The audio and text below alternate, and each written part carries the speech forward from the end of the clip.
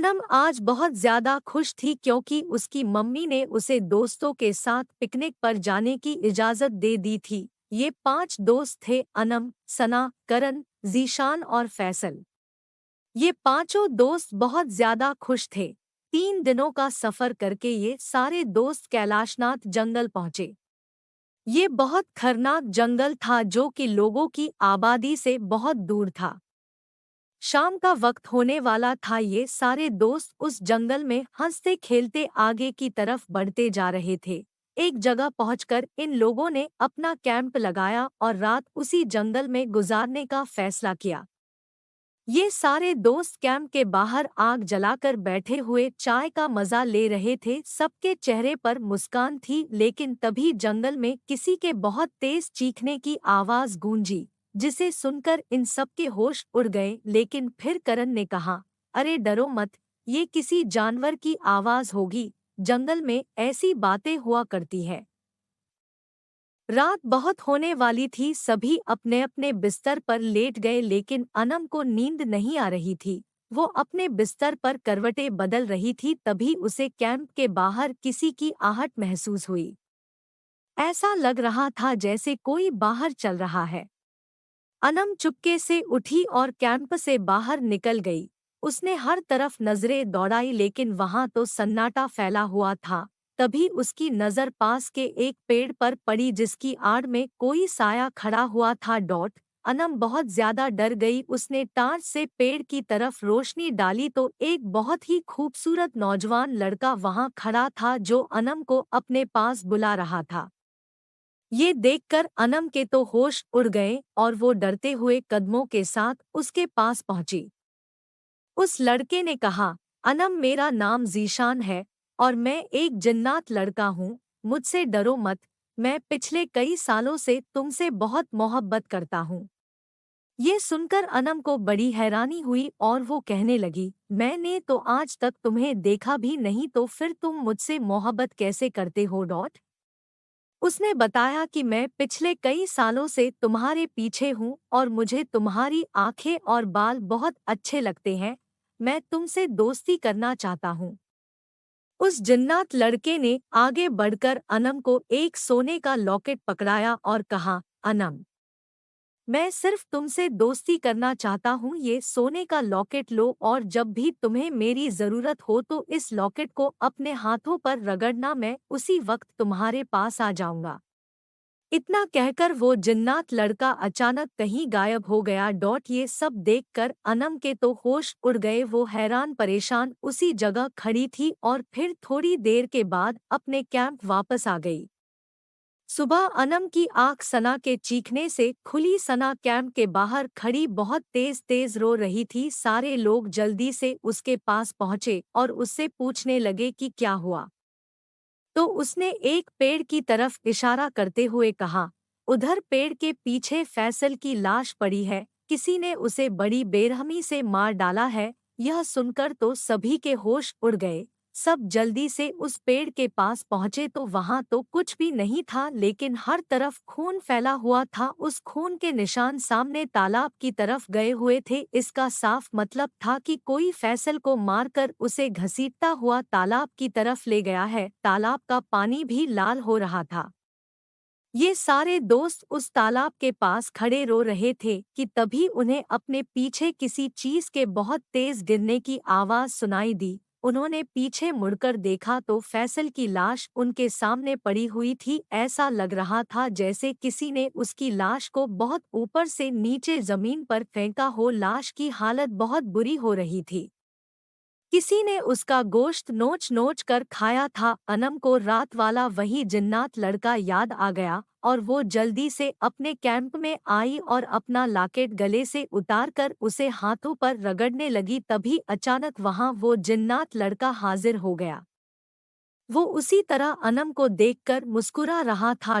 उस जिन्नात लड़के ने जब अनम को रोता हुआ देखा तो पूछा, क्या हुआ अनम, तुम इतना परेशान क्यों हो? अनम ने उसे सब कुछ बता दिया और उसके सामने हाथ जोड़कर कहा कि हम लोगों की मदद करो। ये सारी बातें सुनकर वो जिन्नात लड़का कहने लगा कि मैं इस बारे में बहुत अच्छी तरह जानता हूँ, ये सब उसी भयानक आत्मा ने किया है। इस जंगल में जो भी आता है वो भयानक आत्मा उसे तड़पा तड़पा कर मार डालती है। अब उस आत्मा की नज़र तुम सारे दोस्तों पर पड़ चुकी है। वो तुम में से किसी को नहीं छोड़ेगी। अनम ने डरते हुए पूछा, कौन सी आत्मा, उसकी हमसे क्या दुश्मनी है? उस जिन्नात ने बताया कि कुछ साल पहले यहाँ पास के होटल में एक लड़की रात में आकर रुकी थी। वो बहुत खूबसूरत थी। होटल के मालिक की उस पर नजर पड़ गई थी और उसने रात में कमरे में घुसकर उसके साथ बदतमीजी की थी। जब उस लड़की ने लोगों को बताना चाहा तो होटल के मालिक ने उसकी गर्दन काटकर इसी जंगल में उसे फेंक दिया था। अगले ही दिन होटल के मालिक को किसी ने उसी तरह गर्दन काटकर इस तालाब के पास लाकर डाल दिया था। ये सब करने वाली उसी लड़की की आत्मा थी। उस आत्मा के अंदर नफरत की एक आग जल रही है। उसकी आत्मा इसी जंगल में भटका करती है और जो भी इस जंगल में आता है वो उसे उसी तरह गर्दन काटकर इसी तालाब में डाल देती है। उस जिन्नात लड़के ने कहा, लेकिन अनम तुम परेशान ना हो, मैं तुम्हें कुछ नहीं होने दूंगा। अनम ने कहा, जीशान, मैं खुद को बचाकर अपने दोस्तों को मरता हुआ नहीं छोड़ सकती। जीशान ने जवाब दिया, अनम। अनम ने कहा, मैं अपने दोस्तों की खातिर सब कुछ करने को तैयार हूँ, बस तुम हमें उस आत्मा से बचने का तरीका बताओ।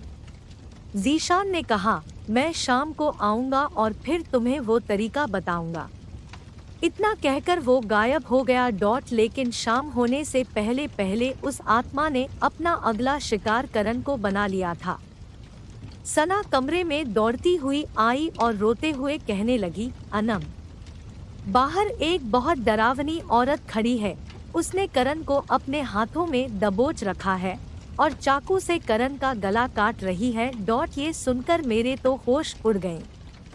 मैं बाहर दौड़ती हुई गई तो देखा वो आत्मा करण के बाल पकड़कर उसे घसीटती हुई तालाब की तरफ ले जा रही है। करण की गर्दन कटी हुई थी और उसकी गर्दन से खून फव्वारे की तरह निकल रहा था।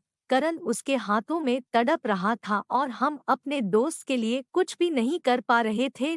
ये डरावना मंजर देखकर मेरी तो चीखें निकल पड़ी और मैं बहुत जोर जोर से रोने लगी, क्योंकि हमारे दो दोस्त उस चुड़ैल का शिकार बन चुके थे और अब हम सिर्फ 3 दोस्त ही बचे थे। हम एक दूसरे से गले मिल मिलकर बहुत रो रहे थे।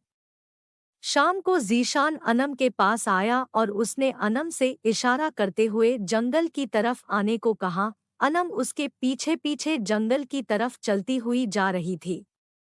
जंगल में एक जगह पहुंचकर जीशान ने एक गोल घेरा खींचा और अनम को एक पानी की बोतल देते हुए कहा, अनम, तुम्हें इस गोल घेरे में बैठकर कुछ चीजें पढ़नी है। ये काम तुम्हें पूरे 5 घंटे तक करना है। उससे पहले तुम्हें इस घेरे से बाहर नहीं आना है, वरना वो चुड़ैल तुम्हारे साथ तुम्हारे दोस्तों को भी मार डालेगी। अनम उस घेरे में बैठ गई। वो बहुत डर रही थी, लेकिन उस जिन्नात लड़के ने कहा, अनम डरो मत, मैं तुम्हारे पास ही रहूंगा, लेकिन इतनी देर तक मैं तुम्हें नजर नहीं आऊंगा। रात का अंधेरा फैल चुका था। अनम अकेली उस जंगल में बैठी वो चीजें पढ़ रही थी।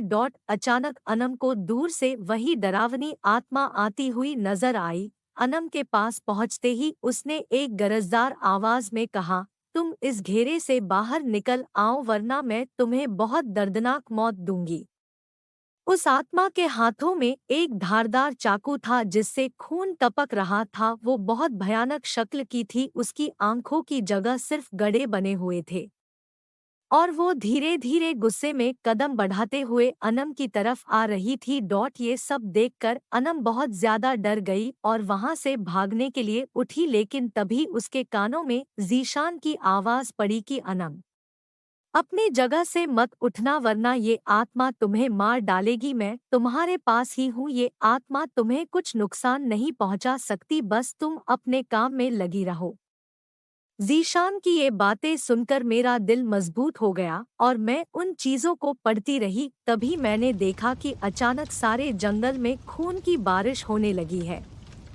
हर तरफ खून ही खून फैला हुआ था। वो बहुत डरावना मंजर था। डर के मारे मेरी रूह तक कांपने लगी, लेकिन मैंने हिम्मत न हारी और आंख बंद करके पढ़ना जारी रखा।